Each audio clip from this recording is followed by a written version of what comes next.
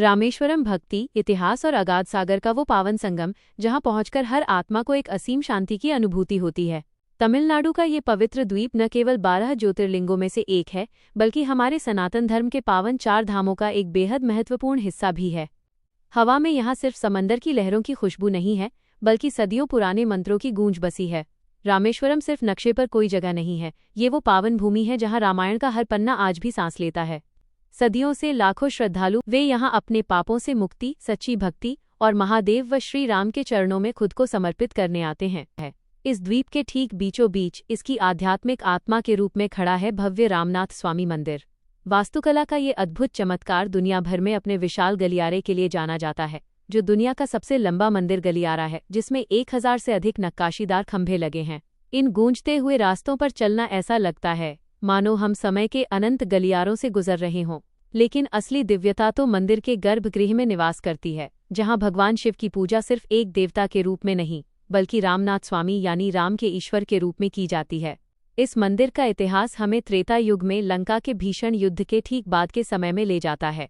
श्री राम ने रावण का वध कर माता सीता को मुक्त करा लिया था, लेकिन रावण एक प्रकांड विद्वान और परम शिव भक्त ब्राह्मण भी था।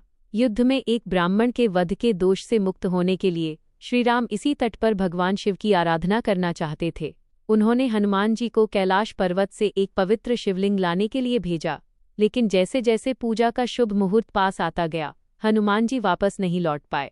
मुहूर्त को निकलता देख माता सीता ने इसी तट की रेत से अपने हाथों से एक सुंदर शिवलिंग का निर्माण किया।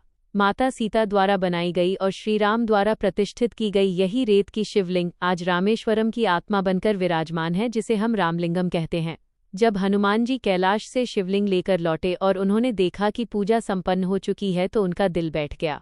अपने भक्त की इस व्याकुलता और निष्ठा को देखकर श्रीराम ने हनुमान जी द्वारा लाए गए शिवलिंग का नाम विश्वलिंगम रखा और यह वरदान दिया कि मंदिर में हमेशा पहले विश्वलिंगम की पूजा होगी और उसके बाद ही रामलिंगम की एक ऐसी सुंदर परंपरा जिसका पालन मंदिर में आज भी पूरी निष्ठा से किया जाता है।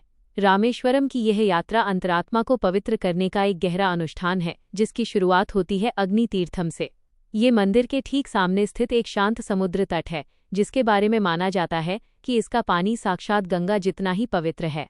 श्रद्धालु सुबह की पहली किरण के साथ यहाँ आस्था की डुबकी लगाते हैं, ताकि मंदिर के भीतर कदम रखने से पहले अपने बाहरी बंधनों और विकारों को यहीं छोड़ सकें।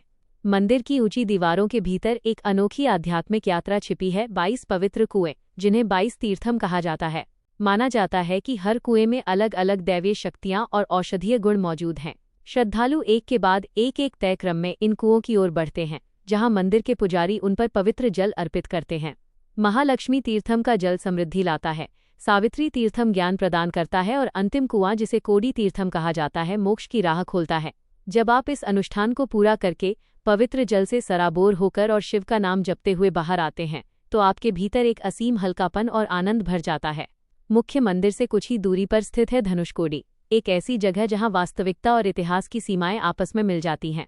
ये द्वीप के दक्षिण पूर्वी छोर पर बसा एक ऐसा शहर है जो 1964 के एक भयानक चक्रवात में पूरी तरह समा गया था। आज यहाँ एक पुराने चर्च और रेलवे स्टेशन के खंडहर गरजते हुए समंदर के सामने खड़े हैं, जो हमें कुदरत के सामने इंसान की नश्वरता की याद दिलाते हैं। लेकिन धनुषकोडी अपने आंचल में एक बहुत बड़ा आध्यात्मिक रहस्य छुपाए हुए है। ये भूमि का वो संकरा हिस्सा है जहां बंगाल की खाड़ी और हिंद महासागर का मिलन होता है, जिसे अरिचल मुनाई कहा जाता है। इस अंतहीन नीले समंदर को देखते हुए आप ठीक उसी जगह खड़े होते हैं जहां श्रीराम ने अपने धनुष की नोक से लंका तक जाने के लिए मार्ग रेखांकित किया था, और यहीं से वानर सेना ने राम सेतु का निर्माण शुरू किया था। यहाँ खड़े होकर जब आप लहरों की गड़गड़ाहट सुनते हैं, तो ऐसा लगता है मानो सदियों पुराना जय श्री राम का उद्घोष आज भी इन लहरों में गूंज रहा हो। रामेश्वरम हमें एकता का सबसे बड़ा संदेश देता है। यह भूमि हमें सिखाती है कि भक्ति में धैर्य की जरूरत होती है, कि अगर इरादा पवित्र हो तो साधारण रेत भी साक्षात ईश्वर का रूप ले लेती है।